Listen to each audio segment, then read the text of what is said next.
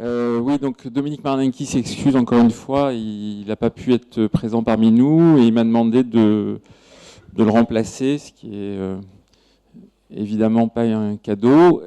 Donc je vais essayer de traduire sa pensée concernant donc l'accès à l'innovation en oncohématologie avec l'état actuel des choses et les perspectives.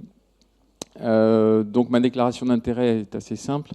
J'ai participé à des congrès grâce à l'industrie pharmaceutique, mais par contre, je n'ai aucun lien personnel ou familial dans le capital de ces entreprises. Donc, une innovation médicale, qu'est-ce que c'est ? Elle peut être définie par trois grands thèmes.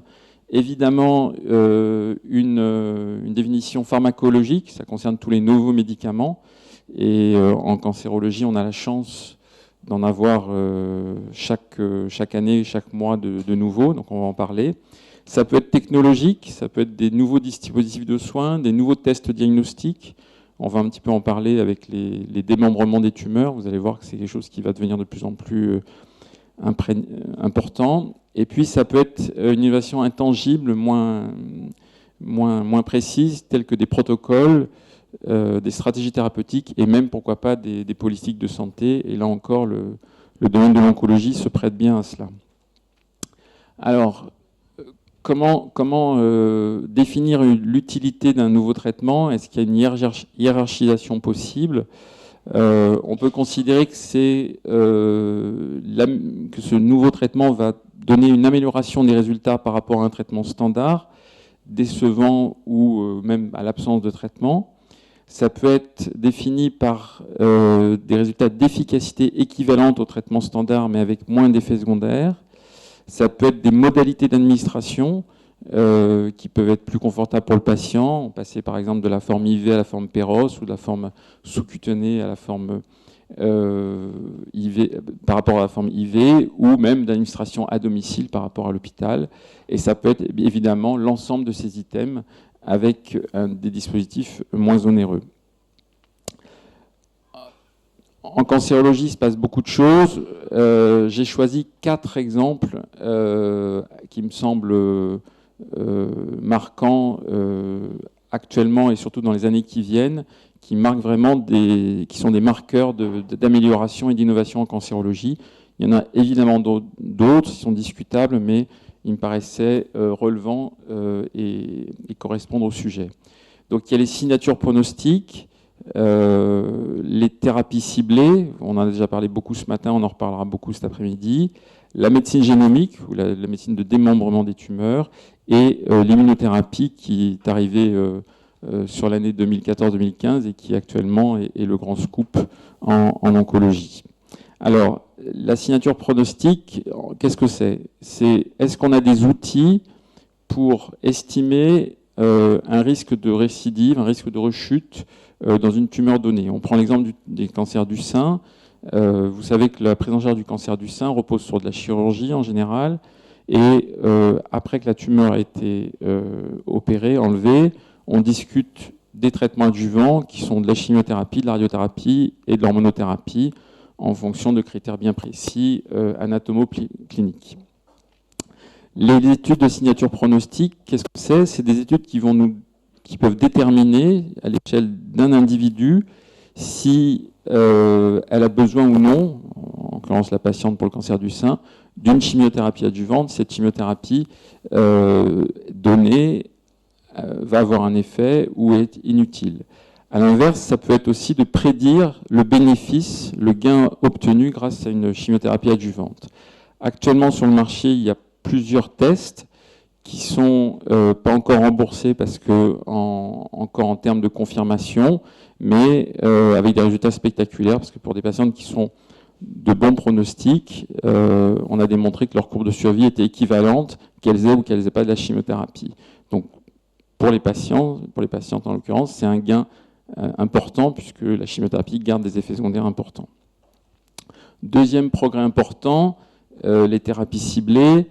Les thérapies ciblées, comment on les a découvertes ? On les a découvertes par une compréhension précise des signaux oncogéniques, de tous les signaux de transduction du signal entre la partie extracellulaire et la partie intracellulaire de la cellule tumorale.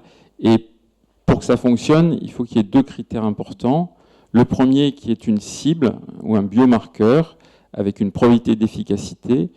C'est des médicaments que vous ne pouvez pas donner à tout le monde. Il faut qu'il y ait, encore une fois, la présence d'un biomarqueur qui peut être une mutation BRAF, la surexpression d'une protéine transmembranaire qui s'appelle HR2 dans les cancers du sein, ou l'existence de translocation ALK dans les cancers du poumon. Et l'autre nécessité, il faut qu'il y ait un outil qui est un traitement spécifique de l'anomalie repérée et qui va entraîner en quelque sorte une déaddiction oncogénique par un effet thérapeutique. Actuellement, sur le marché, on a deux types de thérapies ciblées.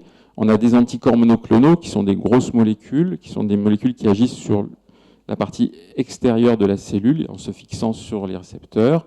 Et les médicaments se terminent souvent par MAB. Et puis, vous avez des petites molécules qui traversent la membrane cellulaire, qui agissent en intracellulaire sur la transduction des signaux et qui se terminent souvent par inhib ou inhib. Troisième progrès important, c'est la médecine de précision et la médecine génomique. Donc là, c'est le réel démembrement des tumeurs. C'est-à-dire que vous prenez une tumeur et vous analysez le génome dans son ensemble pour un patient donné. Là aussi, il y a trois grandes informations et trois nécessités en quelque sorte qui sont importantes. La première, c'est que vous vous apercevez que les tumeurs du sein, les tumeurs du poumon, les tumeurs du côlon, etc., ne sont pas des maladies homogènes. C'est des maladies très hétérogènes et qui, en fait, sont des collections de maladies rares. C'est des anomalies qui sont très peu fréquentes à l'échelle d'une tumeur et très différentes d'une tumeur à l'autre.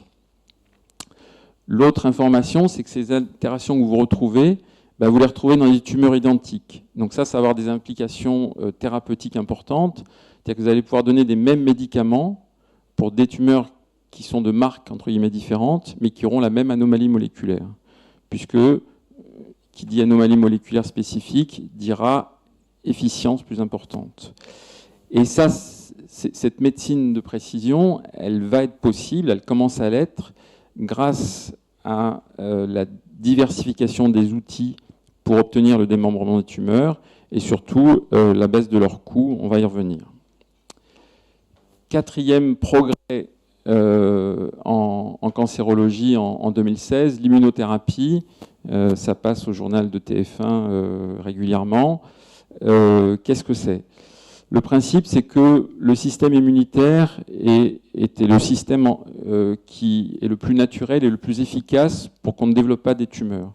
Au cours de notre vie, il faut imaginer qu'on développe des micro-cancers et le système immunitaire est là pour qu'on ne s'en aperçoive pas et qu'on ne développe pas des vrais cancers. Malheureusement, dans de rares cas, ce système immunitaire est défaillant du fait de la sécrétion par la cellule tumorale de molécules tolérantes au système immunitaire.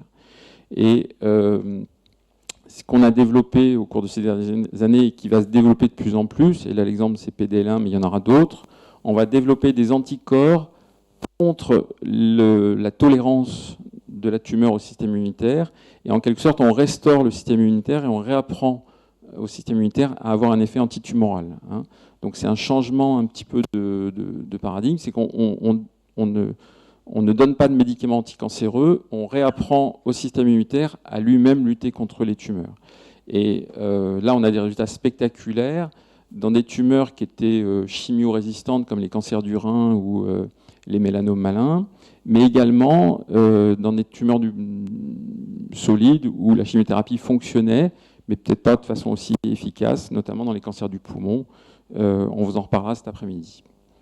Alors, il y a toujours un gap, un écart, évidemment, entre la compréhension des maladies à travers la recherche fondamentale et la réelle prise en charge des patients au cours du temps. Et c'est ce qui s'appelle le transfert. Il y a encore, évidemment, pour l'instant, la part de prise en charge des patients est encore beaucoup moins importante que la part de compréhension des tumeurs. Alors, cette médecine de précision, cette médecine stratifiée, encore une fois à travers les thérapies ciblées, elle va avoir un impact sur la fabrication et le développement des médicaments. Vous savez que jusqu'à peu, les firmes pharmaceutiques développaient des médicaments qu'ils appelaient des blockbusters, des médicaments à faible coût, délivrés à un grand nombre de patients. Et à travers l'exemple des thérapies ciblées, on passe plutôt maintenant à la phase des niche busters, hein, c'est-à-dire des médicaments qu'on donne à peu de gens, mais avec une grande efficience et avec un grand coût, puisqu'on va le réserver à un faible nombre de patients. Le marché mondial du médicament, c'est un peu compliqué pour moi, mais c'est quand même assez parlant. C'est 1000 milliards de dollars par an, avec 15%, et ça représente 15% des dépenses de santé. Si vous regardez les traitements anticancéreux, c'est à peu près 10%, c'est 100 milliards de dollars en 2014, en sachant qu'en 6 ans, ce taux a doublé, et les prospectives sont également vers le doublement, puisque en 2018, on part sur un taux de 140 milliards de dollars pour les anticancéreux, avec un taux de croissance annuel que nous envieraient les économistes au gouvernement. Quand vous regardez, par exemple, ça c'est l'exemple aux États-Unis, le coût moyen en 2003 des traitements anti-oncologiques était de 5 000 $. Il est passé actuellement à 10 000 $ avec des patients qui coûtent entre guillemets 30 000 $ par mois. Ça c'est un réel problème, et c'est un réel problème qui n'est pas que en France. Lors du dernier ASCO, qui est le congrès annuel de cancérologie, un groupe d'oncologues a parlé de financial toxicity en ce qui concerne le coût de ces nouvelles thérapeutiques, parce que si vous voyez, la FDA, qui est l'organisme qui approuve la commercialisation des médicaments, sur 12 traitements anticancéreux en 2012 qu'ils ont approuvés, 11 coûtaient plus de 100 000 $ par an. Avec certains médicaments dont le prix a triplé. Aux États-Unis, c'est un réel problème, puisque la prise en charge de la santé est heureuse, et hélas pas comme en France, mais évidemment, en France aussi, ça va avoir un impact important. Quand on prend l'exemple du Glivec, qui est un médicament qui est assez ancien maintenant, qui n'a pas coûté très cher en termes de recherche et développement, et qui est très efficace, notamment dans une leucémie, la leucémie myélique chronique. Quand vous regardez le coût de production actuellement, il est autour de 159 $. Aux États-Unis, la commercialisation du Glivec, c'est 106 000 $ par an. En France, c'est 30 000 $. Vous voyez que ça commence à poser des réels problèmes et questions. Pour vous donner un ordre d'idée en France, puisque maintenant la dispensation est en ville, le coût du Glivec en France, c'est 180 millions d'euros, et il est déjà en 8e position en termes de dépenses de médicaments de ville, alors qu'encore une fois, ça concerne un nombre très faible de patients. Alors, pour essayer de trouver des solutions à ce coût exponentiel des médicaments, il y a actuellement deux façons de voir les choses. La façon américaine, la FDA, qui agit de façon assez pragmatique en essayant d'agir très en amont de l'efficacité des médicaments, de convoquer les firmes pharmaceutiques et de développer des essais cliniques précoces pour que l'enregistrement se fasse assez vite. Et puis il y a l'autre façon de faire, qui est la façon européenne, qui est une façon plus lente, mais peut-être plus éthique, et peut-être pas le mot, mais en tout cas plus complète, qui, avant de donner une autorisation, va avoir besoin de preuves d'efficacité plus importantes. En France, vous savez que en 2011, l'ANSM a été créée, et à travers l'ANSM, une loi de développement des médicaments basée sur une transparence plus importante, une facilité à l'accès à l'innovation, une surveillance. Vous savez que le logo noir inversé est maintenant le petit stigmate qui doit être présent sur les boîtes de médicaments, et également une information et une responsabilité des firmes pharmaceutiques, avec une prolongation des études de pharmacovigilance. À l'IPC notamment, il y a des études intéressantes de pharmacovigilance effectuées par les patients, c'est-à-dire que les patients qui reçoivent des traitements qui sont dans l'AMM, on leur demande de décrire eux-mêmes leurs effets secondaires et ces effets sont colligés et analysés. Donc l'avenir, il repose sur un système réglementaire en France qui est quand même intéressant, qui permet d'avoir accès aux innovations de façon assez vite, de combler des besoins médicaux pas remplis ou mal remplis. C'est-à-dire qu'on peut mener actuellement des études sur des médicaments qui ont des AMM spécifiques et grâce à l'État, vous pouvez développer la même molécule dans une indication qui n'a pas la même AMM. Et ça, tout ça se fait dans une façon encadrée avec une collection des données complète et fiable. Les solutions, ça va être l'utilisation des génériques ou des biosimilaires, une médecine de précision, encore une fois, plus généralisée, qui permettra de retenir de meilleures indications, et un suivi post-thérapeutique, à travers une vigilance et une transparence accrue. En ce qui concerne les génériques, il y a deux exemples qui sont intéressants, la gemcitabine et les taxanes. Vous voyez que à partir du moment où ces médicaments sont passés dans le domaine public et qu'ils sont devenus génériqués, le coût de l'évolution des ventes et à travers ça le chiffre d'affaires du médicament a chuté. Les taxanes, c'est encore plus spectaculaire. Le prix d'un taxotère adjuvant dans le cancer du sein était jusqu'à peu de 580 €. Et à l'approche de la fin d'exploitation et donc du début du générique, il est passé à 15 € la cure, préfixée par le laboratoire, mais entre guillemets pour garder le marché avant l'arrivée du générique. Les autres solutions, ça va être encore une fois le ciblage moléculaire. Donc évidemment, ça repose sur une recherche fondamentale de bon niveau qui va nous trouver des cibles tumorales de plus en plus présentes. Un accès au diagnostic moléculaire à grande échelle avec un financement public dédié.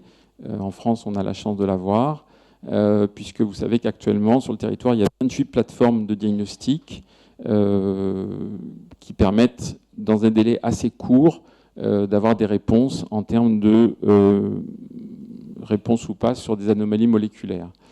Sur l'année 2013, vous voyez que c'est près de 90 000 patients pour lesquels il a été recherché de façon spécifique de telles anomalies et que le champ des tumeurs prises en charge devient important puisque ça va des cancers du sein aux leucémies en passant par les mélanomes et bien sûr les cancers du poumon avec un taux de patients important. Petite précision, pour les cancers du sein, l'amplification d'HR2, ce n'est pas la recherche de la surexpression d'HR2 qui se fait pour toutes les patientes, mais qui là se fait par des techniques d'immunohistochimie dans les laboratoires d'anopathologie.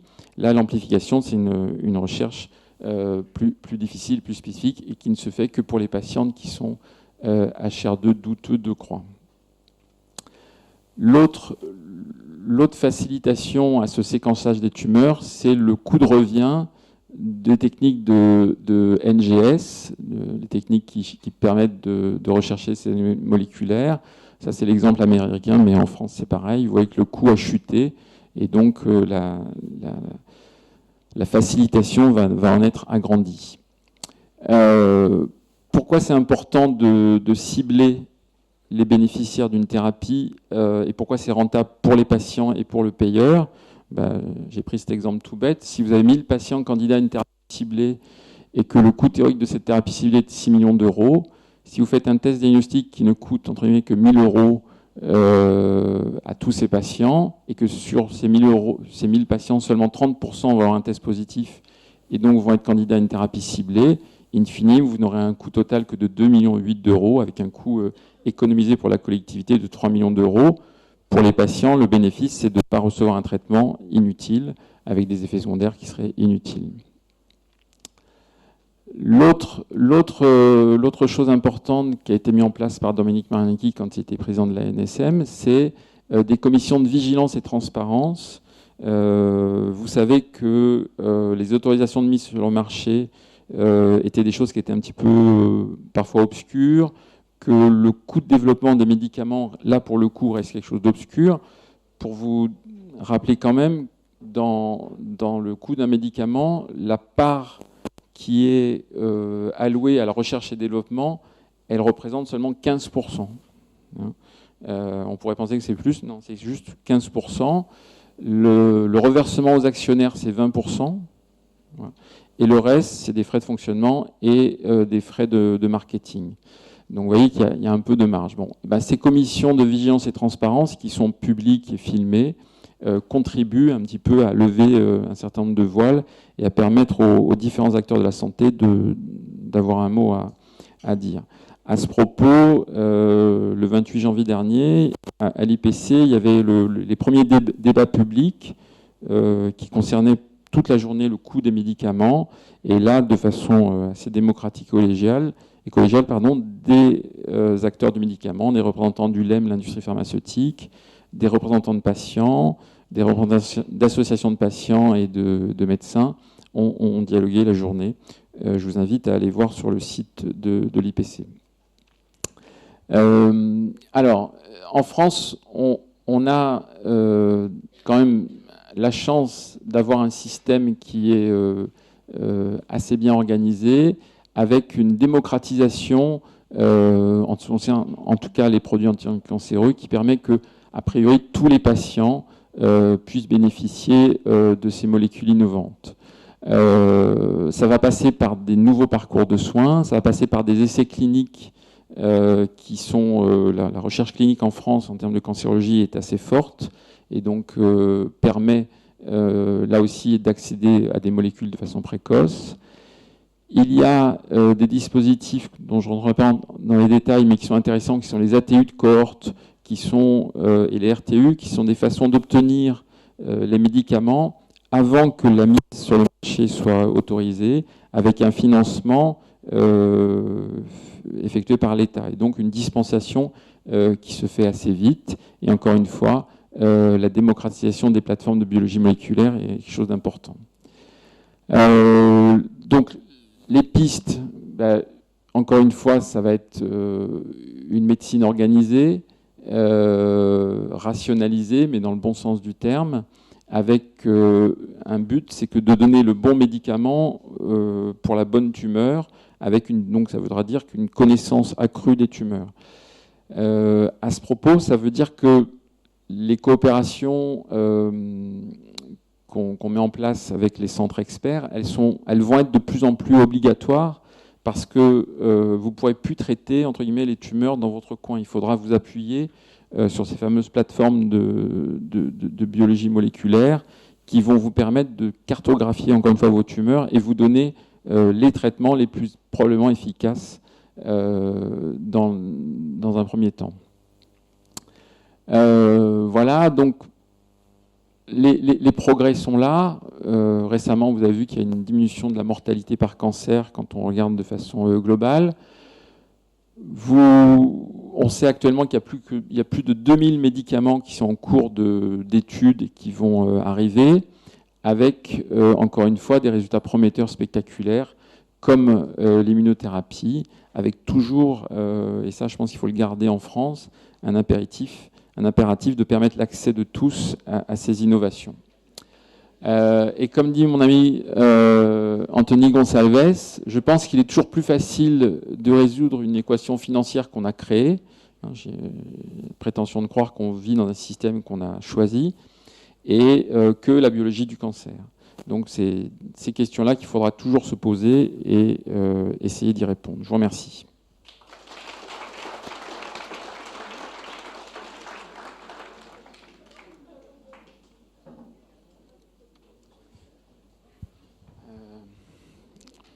Alors, si vous avez des questions, mais je n'ai pas forcément les réponses, mais si vous avez des questions, sont les bienvenus.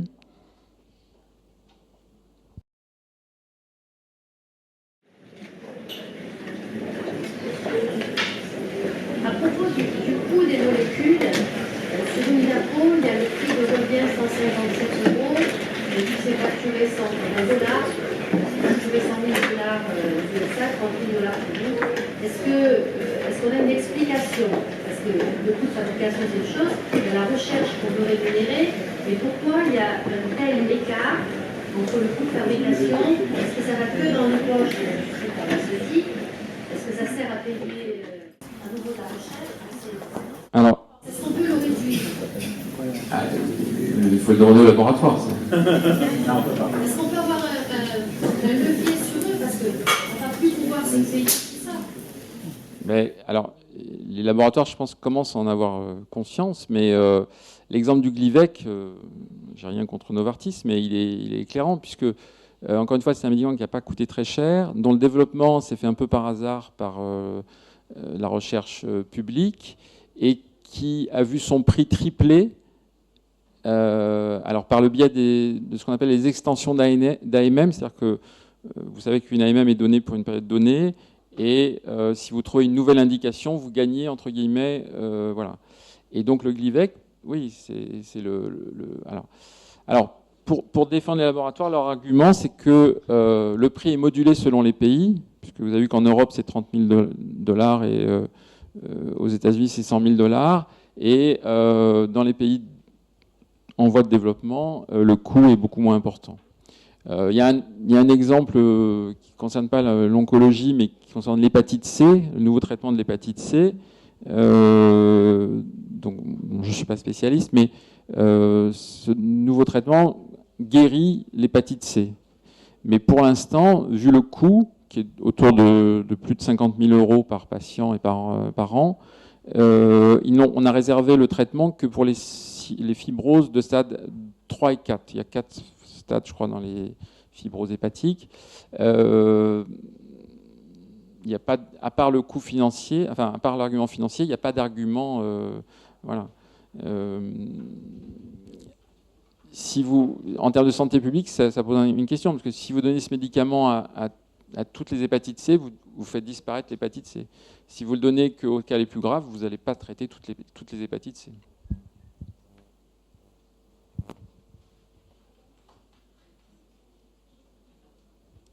Bon, je vous propose qu'on se restaure et puis on se retrouve à 13h45